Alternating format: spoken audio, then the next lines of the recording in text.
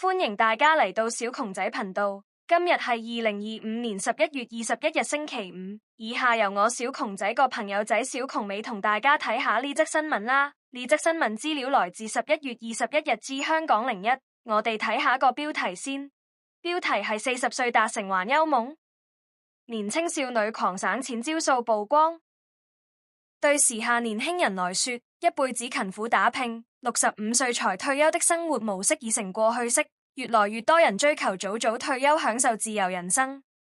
在英國有位24歲亞裔女孩，就立志要在40歲退休，靠着各種省錢秘技，包括每天早餐只花約5元，不外買咖啡，只穿二手衣等，以及投資股市、拓展副業等開源節流。目前已存下約77萬元資產，期望比同齡者更早退休。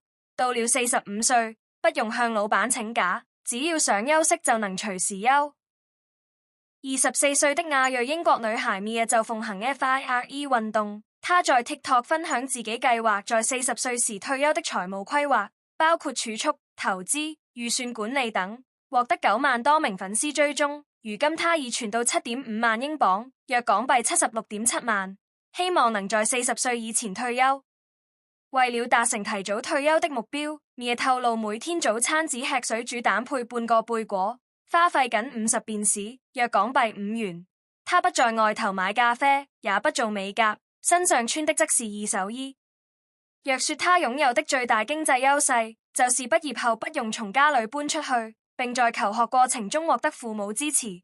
我父母沒為我存的7.5萬英鎊貢獻一分錢。據 Mia 的估算，要在40歲退休並保有每年3.5萬英鎊，約港幣35.8萬元的基本生活，必須累積125萬英鎊，約港幣1278萬元的資產。因此節流同時還要開源，包括為社群媒體產製內容，兼差當模特兒，也積極投資股票，下逾75%的資產都投入股市，主要標的是標普500指數 S&P 500。年化報酬率約為8%。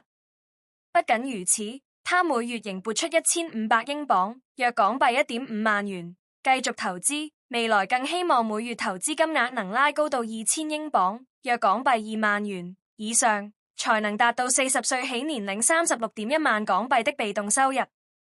為了達成這個目標，他計劃尋求更高的薪資，拓展新的副業，好讓自己能進一步增加儲蓄能力。